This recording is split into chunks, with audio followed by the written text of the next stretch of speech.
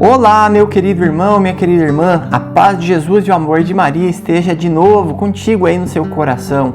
Muito obrigado por estar aqui de volta ao canal Homens de Fé. Se é a primeira vez que você está chegando aqui, eu sou Rafael Matos, educador católico, e todos os dias estou aqui refletindo a palavra de Deus através do Evangelho do dia, do Evangelho de hoje. Em nome do Pai, do Filho e do Espírito Santo. Amém. Vinde, Espírito Santo, enchei os corações dos vossos fiéis e acendei neles o fogo do vosso amor. Enviai, Senhor, o vosso Espírito e tudo será criado e renovareis a face da terra. Oremos, ó Deus, que instruíste os corações dos vossos fiéis com a luz do Espírito Santo, fazei que apreciemos retamente todas as coisas, segundo o mesmo Espírito, e gozemos sempre da sua consolação, por Cristo Senhor nosso. Amém. O evangelho de hoje se encontra lá em Marcos, capítulo 9, do versículo 2 até o 13. O Senhor esteja conosco, Ele está no meio de nós. Proclamação do evangelho de Jesus Cristo segundo São Marcos. Glória a vós, Senhor. 6 dias depois, Jesus tomou consigo a Pedro, Tiago e João e conduziu-o a sós a um monte e transfigurou-se diante deles. Suas vestes tornaram-se resplandecentes e de uma brancura tal que nenhum lavadeiro sobre a terra as pode fazer assim tão brancas. Apareceram-lhe Elias e Moisés e falavam com Jesus. Pedro tomou a palavra. Mestre, é bom para nós estarmos aqui. Faremos 3 tendas, uma para ti, outra para Moisés e outra para Elias. Com efeito, não sabia o que falava, porque estavam sobremaneira atemorizados. Formou-se então uma nuvem que os conduziu, que os encobriu com a sua sombra, e da nuvem veio uma voz: Este é meu filho muito amado, ouvi-o. E olhando eles logo em derredor, já não viram ninguém, senão só Jesus com eles. Ao descerem do monte, proibiu-lhes Jesus que contassem a quem quer que fosse o que tinham visto, até que o Filho do Homem houvesse ressurgido dos mortos. E guardaram esta recomendação consigo, perguntando entre si o que significaria ser ressuscitado dentre os mortos. Depois lhe perguntaram: Por que dizem os fariseus e os escribas que primeiro deve voltar Elias? Respondeu-lhes: Elias deve voltar primeiro e restabelecer tudo em ordem. Como então está escrito acerca do Filho do Homem, que deve padecer muito e ser desprezado? Mas digo-vos que também Elias já voltou e fizeram-lhe sofrer tudo quanto quiseram, como está escrito dele. Esta é a palavra da salvação. Glória a vós, Senhor. 3 dicas importantíssimas para a gente compreender esse texto e buscar colocar ele em prática no dia de hoje em nossa vida. Preste bem atenção nas 3 dicas, ok? Sobretudo na segunda dica, a dica do meio, tá bom? Vou procurar ser o mais objetivo possível para a gente não perder tempo. Vamos lá então. Primeira dica é preciso subir ao monte e fazer a experiência com Jesus. Perceba que Jesus muitas vezes se retirava para orar, para estar a sós na intimidade com o Pai, e ele ensinou isso aos seus discípulos, especialmente nessa passagem de hoje que vai falar sobre a transfiguração.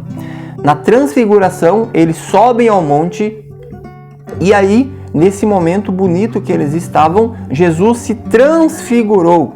Ali foi uma prévia do que seremos nós também na ressurreição entre os mortos. E aí a gente percebe, né, o ambiente gostoso que ficou, aquela coisa maravilhosa. E é isso que nós precisamos também, de cristãos, de católicos transfigurados, no sentido aqui, enquanto estamos nessa peregrinação terrestre, aqui neste mundo.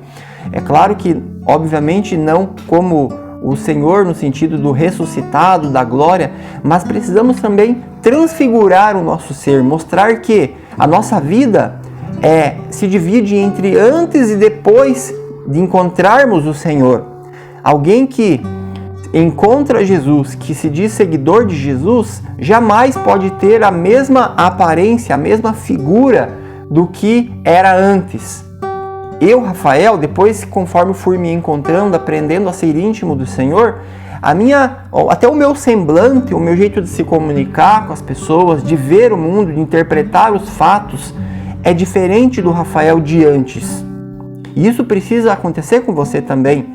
Lembre-se do primeiro momento, se você já teve um encontro com Jesus, já teve um momento forte na tua vida com Deus, lembre-se sempre desse momento para resgatar a tua verdadeira essência, para lembrar aquilo que você carrega, a experiência com o ressuscitado. E a partir disso, tudo muda no teu trabalho, nos teus relacionamentos, na igreja, aonde você estiver, porque você relembra e atualiza aquilo que você é. Uma pessoa restaurada, renovada no poder do Espírito Santo. Alguém que conhece Jesus. E isso precisa mudar tudo. Bom, vamos para o segundo ponto de reflexão aqui que eu pedi para você prestar mais atenção. Eu estou pedindo aqui a graça de Deus para eu ser objetivo, claro, e não me enrolar muito nessa segunda parte, porque ela é bem catequética, bem teológica. E não é a intenção aqui fazer uma aula de teologia. Necessitaria, sobre esse ponto, até eu mesmo parar e estudar um pouco mais. Mas, basicamente, o que a gente precisa entender nesse segundo ponto?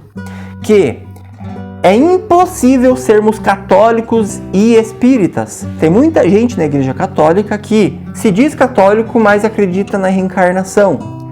E esse texto é usado pelos nossos irmãos espíritas de forma errada, equivocada. A gente até se assemelha aí na questão desses nossos irmãos espíritas com a prática da caridade, né, da bondade, mas a base da nossa fé é diferente. Um católico crê na ressurreição. Um espírita crê na reencarnação. E de que forma eles usam esse termo, esse texto bíblico erroneamente? Aqui vai falar, né, que Elias deveria vir, e dá a entender ali que Elias veio reencarnado em João Batista. Resumindo, é isso que dá a entender. Mas uma correta interpretação cristã, católica, ela vai nos ensinar o seguinte, que aqui existe um termo usado na teologia, um paralelo linguístico. O que é isso, meu irmão, minha irmã? Lembra que aqui na cena está Elias, Moisés e Jesus, certo? E Jesus vai citar na sequência, não está ali na cena, mas ele vai citar João Batista. Então perceba, o paralelo linguístico aqui está entre Elias e João Batista, assim como está também para Moisés e Jesus. Personagens do Antigo Testamento e personagens do Novo Testamento. Não é a questão da reencarnação que está pontuada aqui, mas sim o perfil de profetizar, o mesmo perfil, o mesmo jeito, até os desafios muito parecidos. Isso acontece muito. Você vai lembrar muito bem a questão, vamos usar aqui o exemplo de Moisés e Jesus. Moisés ficou 40 anos no deserto, Jesus ficou 40 dias no deserto. No Antigo Testamento a gente vê ali as 12 tribos de Israel. No Novo Testamento Jesus organiza os 12 discípulos, os 12 apóstolos. No Antigo Testamento Moisés ergue uma haste onde tem uma serpente, onde todos que olharem para aquela serpente seriam curados. No Novo Testamento Jesus explica que ele será essa, não diria nova serpente, é esquisito falar isso, mas ele é levantado também numa cruz e todos os que olharem para o transpassado serão curados. Percebe? Moisés, lá no Antigo Testamento, tem a questão do maná, o pão descido do céu. No Novo Testamento, Jesus, ele é o pão descido do céu. Então existe o paralelo linguístico. E aqui, com Elias e João Batista, é a mesma coisa. Elias foi perseguido, ele pregava muito contra o pecado, contra os erros que acontecia. João Batista também. A temática central da pregação de João Batista era a conversão, era a luta contra o pecado, era preparar o caminho de Jesus que estava para vir. E aí eles fazem esse paralelo, é nesse sentido, e jamais no sentido de reencarnação, porque em outros textos bíblicos, lá em Hebreus e também lá no outros textos bíblicos do Antigo Testamento, a gente tem claro que a reencarnação é extremamente proibida pela Bíblia. É incompatível a crença da reencarnação, do espiritismo, com o cristianismo. É totalmente incompatível. Se você talvez conhece alguém, ou você talvez seja essa pessoa que mistura as coisas, eu estou te esclarecendo aqui agora, meu irmão ou minha irmã. Faça a sua decisão. Ou você é de um lado ou é de outro. É impossível comungar as duas coisas. Você vai estar sendo incoerente. Deus te deu uma única vida. Uma única vida, e após a morte vem o juízo. É isso que nós cremos, e é assim que é a verdade. Esta é a verdade, ok? Com todo respeito aí aos nossos irmãos espíritas. E terceira e última dica, esse vídeo tá ficando hiper longo, né? Já tá passando aí dos 10 minutos. A gente precisa descer do monte. Jesus subiu ao monte lá, eles fizeram a experiência, os discípulos, mas é preciso descer do monte. Precisamos ter momentos fortes com a presença do ressuscitado em nossa vida, super necessários.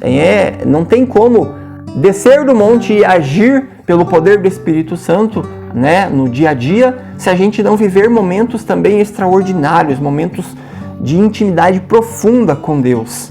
É muito importante ter esses momentos, mas não adianta também ficar só nesses momentos, porque como diz Jesus, a messe é grande e os trabalhadores são poucos. Então, meu irmão, minha irmã, segurando nas mãos de Nossa Senhora, nós pedimos: Mãe querida e Mãe amada, fazei-nos termos experiências maravilhosas com o Teu Filho Jesus e descermos transfigurados do monte da oração para transformarmos a realidade nessa situação de hoje, dessa cultura que está cheia de pecado, está cheia de relativismos. Mãe querida e Mãe amada, nos acompanha nessa trajetória para realmente pregarmos o Evangelho do Teu Filho Jesus Cristo a todas as pessoas que precisam receber o anúncio da Boa Nova. Ave Maria, cheia de graça, o Senhor é convosco. Bendita sois vós entre as mulheres, e bendito é o fruto do vosso ventre, Jesus. Santa Maria, Mãe de Deus, rogai por nós, pecadores, agora e na hora de nossa morte. Amém. Deixa o like agora, caso você tenha se esquecido, tá bom? E se inscreva aí se não é inscrito e compartilhe esse vídeo. Deus te abençoe e te abençoe a nós, em nome do Pai, do Filho e do Espírito Santo. Amém. E eu te espero no próximo vídeo.